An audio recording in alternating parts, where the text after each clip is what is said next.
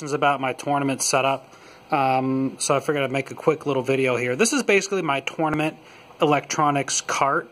I keep a computer on it with the printer. That's actually the printer that I want to use if I'm in class. I just leave it on there with some supplies. We're just right after a tournament, so I haven't really cleaned it up and put it back together yet.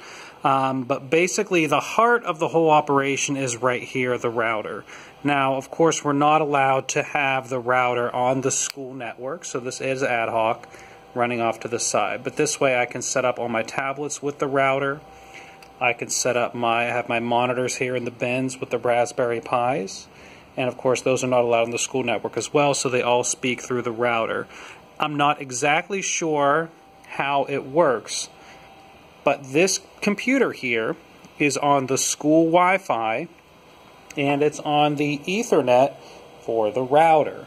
And so this computer is the computer I run Tournament Manager on. This computer can talk to both this network with the Pis and the tablets, and it can also talk to the school network. So as long as this guy's running well, it'll talk to both. Sometimes when I start it up, I have a little bit of trouble. Sorry, I lost my chain of thought. I have a little bit of trouble because it doesn't want to talk to both the wireless and the wired networks at the same time. It kind of prefers the wired. Of course, the wired network doesn't have internet and can't do all the internet stuff. So it takes a minute for it to figure out that it can use the router to talk to certain devices, but then it needs the Wi-Fi to do the internet. So once it kind of figures, I turn it on, I just leave it there for a few minutes, and then it seems to work. If I try it right away, sometimes it doesn't work.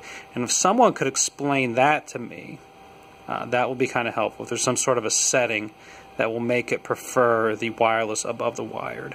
But then I have the printer that I leave on the cart with some paper, miscellaneous trophies, and all that jazz. I have a little thing here. This actually isn't very good because it's on top of the cart and it's fallen off a couple times, but all my tablets there are charging, and then I just have one power strip and one cord to plug in once I roll this down there. So typically I'd have the monitors loaded on here and a couple other things. So this is my tournament cart. So for XIQ, to get my tournament running, I just roll this down and I set up my monitors. And that's it for the electronic setup. Taping the cords down is the biggest problem. I'm also going to start doing more webcasting, and that will require a little bit more equipment, but not much. And that will all, of course, run off the school network and use the Tournament Manager overlays with Open Broadcast, OBS, or Open Broadcast, or whatever. And so that's kind of how all that works together.